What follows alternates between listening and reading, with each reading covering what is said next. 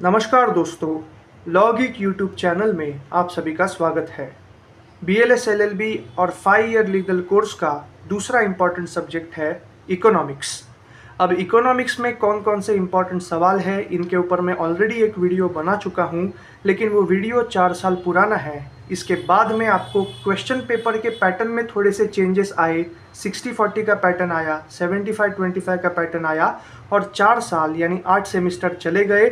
इसीलिए 2024 के जो अपडेटेड क्वेश्चन पेपर्स हैं उनको एनालाइज करने के बाद ये लिस्ट निकाली गई है। इस लिस्ट का मकसद है आपकी पढ़ाई में आसानी रहे। तो इतने बैकग्राउंड के साथ हम लोग शुरुआत करते हैं।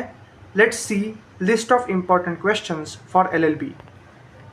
इकोनॉमिक्स का पेपर पैटर्न देख लो, सिलेबस जो है वो अनचेंज्ड है। सबसे पहले आंसर इन 1 सेंटेंस, 6 आपको अटेम्प्ट करने हैं। आपके पास 8 ऑप्शंस रहेंगे, मार्क्स है 12। शॉर्ट नोट्स ये वाले शॉर्ट नोट्स के अंदर यानी क्वेश्चन नंबर 3 में आपको प्रैक्टिकल प्रॉब्लम्स या फिर एक टेबल पूछी जा सकती है, जो टेबल मैंने ऑलरेडी अपलोड कर दी है अपने यूट्यूब चैनल पर। आप लोग इसका आनंद ले सकते हैं। इसके बाद में descriptive questions with 1 practical problem, मतलब हमारा जो करंट अफेयर्स है उनसे रिलेटेड कोई एक प्रैक्टिकल प्रॉब्लम आपको पूछा जा सकता है, जिस पर आपको ओपन एंडेड ऐसे लिखना होगा। इतने बैकग्राउंड के साथ हम लोग देखते हैं लिस्ट ऑफ इम्पॉर्टेंट क्वेश्चंस कौन से हैं। सबसे पहले descriptive pattern, state and explain the law of demand with assumptions, exceptions and appropriate graph. आपका SYJC यानी क्लास 12th के अंदर जो इकोनॉमिक्स का था लॉ ऑफ डिमांड, ये एग्जैक्टली वही है और आपको एज इट इज़ वही लिखना है। दूसरा, explain the social features of Indian economy. Social features यानी हमारे इंडियन इकोनॉमी के अंदर पब्लिक सेक्टर का होना, public sector undertaking, public sector banks, strong central government, planning commission जो पहले था, इसके बाद में नीति आयोग आया, ये सारी चीज़ें आपको सोशल फीचर्स के अंदर लिखनी होगी। इसके बाद में comment on the new industrial policy of 1991 यानी LPG पॉलिसी जो 1991 के अंदर था, लिबरलाइजेशन, प्राइवेटाइजेशन, ग्लोबलाइजेशन, इसके ऊपर आपको एक ऐसे लिखना होगा यानी ओपन एंडेड आंसर लिखना होगा, जिसका वेटेज होगा 12 मार्क्स का। इसके बाद में what is density of population, explain the causes of population growth in India. इसका मतलब बहुत ही साफ है, पॉपुलेशन की घनता यानी डेंसिटी क्या है ये आपको समझाना है, यानी पर 100 स्क्वायर मीटर्स के अंदर या फिर कोई भी पर्टिकुलर यूनिट के अंदर कितने लोग मौजूद हैं, पर स्क्वायर फीट या फिर पर स्क्वायर किलोमीटर कितने लोग मौजूद हैं, इसके ऊपर आपको कुछ स्टैटिस्टिक्स देने होंगे और कॉजेस ऑफ पॉपुलेशन ग्रोथ अपने ओन वर्ड्स में लिखना होगा। इसके बाद में question number 5, explain the features of Indian money market and capital market. मेरे हिसाब से आप सभी ने स्कैम 1992 देखी होगी। इसमें आपको बहुत ही अच्छे से पता चल गया होगा कि मनी मार्केट और कैपिटल मार्केट किसे कहा जाता है। जो बिग ब्रोकिंग इंस्टीट्यूशंस है जैसे कि LIC, UTI और इसके अलावा और भी कई PSUs का जो कॉर्पस फंड है, ये जहाँ लगता है इसे कहा जाता है मनी मार्केट। मनी मार्केट्स के अंदर होते हैं bonds, treasury bills, money bills, इन सब को मनी मार्केट कहा जाता है। और कैपिटल मार्केट भी किसे कहा जाता है ये भी आपने समझा होगा स्कैम 1992 के हिसाब से, लेकिन क्लास 12 के क्वेश्चन पेपर में या फिर बुक में जो था आपको एज इट इज़ वही लिखना है, क्योंकि LLB का जो इकोनॉमिक्स का पेपर है वो एज इट इज़ SYJC के कॉमर्स के इकोनॉमिक्स में से उठाया गया है। छठा है explain the relevance of economics to law.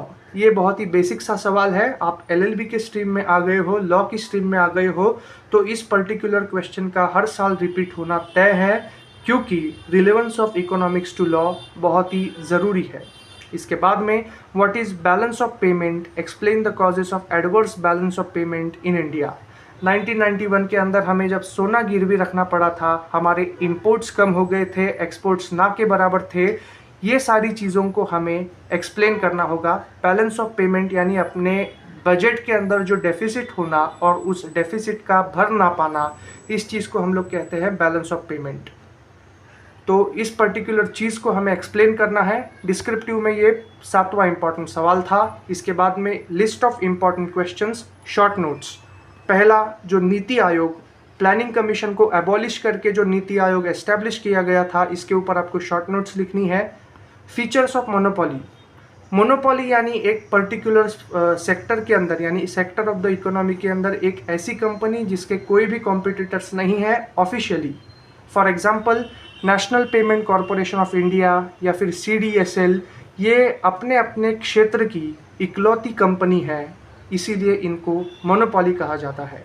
इसके बाद में distinguish between micro economics and macro economics. अपने क्लास 12 के कॉमर्स के अंदर यानी इकोनॉमिक्स के अंदर पहला पार्ट था माइक्रो इकोनॉमिक्स और दूसरा पार्ट था मैक्रो इकोनॉमिक्स, और इन दोनों के बीच का डिस्टिंक्शन हमें उस ज़माने में भी यानी जब हम लोग क्लास 12 में थे तब भी आता था, अब भी आएगा, और ये आपको वही का वही लिखना है।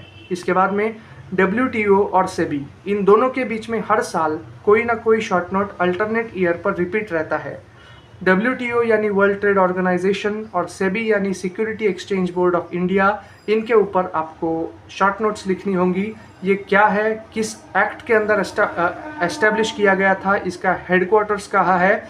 वर्ल्ड ट्रेड ऑर्गेनाइजेशन एक इंटरनेशनल ऑर्गेनाइजेशन है, जाहिर सी बात है, लेकिन सेबी, इसका हेड कौन है, चेयरपर्सन कौन है, और किस एक्ट के अंदर एस्टेब्लिश किया था, और करंट अफेयर्स के अंदर इनका क्या महत्व है, ये सारी चीज़ें आपको इसके अंदर देनी होगी। Measures to remove income inequality in India, Gini coefficient करके एक हर साल पब्लिश होने वाला अहवाल है या फिर रिपोर्ट है। इसके अंदर हमें इनकम इनइक्वालिटी के बारे में पता चलता है, और इनकम इनइक्वालिटी का बेसिक शब्दों में मतलब है एक हैंडफुल परसेंटेज ऑफ पॉपुलेशन यानी 1% पॉपुलेशन ऑफ द वर्ल्ड के पास वर्ल्ड की मोर देन 50% वेल्थ है, इसे कहा जाता है इनकम इनइक्वालिटी। और इसको रिमूव करने के लिए किस तरीके की एफर्ट्स ली जा सकती है, इसका हमें एग्जाम्पल देना है। आसान शब्दों में कहूँ तो स्वीडन और नॉर्वे के अंदर जो एफर्ट्स लिए गए हैं वहाँ पर गिनी कोएफिशिएंट सबसे कम है, इनकम इनइक्वालिटी रिलेटिवली सबसे कम है। तो उन्होंने क्या चीज़ें उठाई थी, कौन सी पॉलिसीज़ को डिज़ाइन किया था, ये हमें इस आंसर में डालना होगा। Liberal policy is helpful to improve Indian agricultural commodities. Discuss with respect to the National Agricultural Policy 2000. इसको भी आपको डालना पड़ेगा। ये थोड़ा लेंदी आंसर है, शॉर्ट नोट्स के हिसाब से आप इसे स्किप कर सकते हैं। अगर आपने बाकी के 7 पर्टिकुलर जो सवाल है यानी बाकी के जो 6 सवाल है उनको अगर पूरी तरह से रट लिया या फिर कर लिया तो इस सवाल को आप स्किप कर सकते हैं, क्योंकि शॉर्ट नोट के लिए ये लिखना टाइम लिमिट के हिसाब से वायबल नहीं है। 7वां है Indian policy on small scale industries, problems faced by them after the covid pandemic. ये हमारा करंट अफेयर से रिलेटेड है। हमें सबसे पहले तो micro, small and medium enterprises, इनका जो मिनिस्ट्री है इसके बारे में बताना पड़ेगा, इनकी पॉलिसीज़ क्या है। इसके अलावा खादी विलेज इंडस्ट्रीज़ जो है इनके भी ऊपर हमें थोड़ा सा पहलू देना पड़ेगा, एक रेफरेंस देना पड़ेगा। और कोविड-19 पैंडेमिक के बाद कितने स्मॉल स्केल इंडस्ट्रीज़ बंद हुए, उनको रीऑर्गेनाइज करने के लिए, चालू करने के लिए गवर्नमेंट ने क्या एफर्ट्स लिए हैं, ये भी हमें डालना होगा। So that's it for today's lecture. Thank you so much. Please like, share and subscribe to my channel.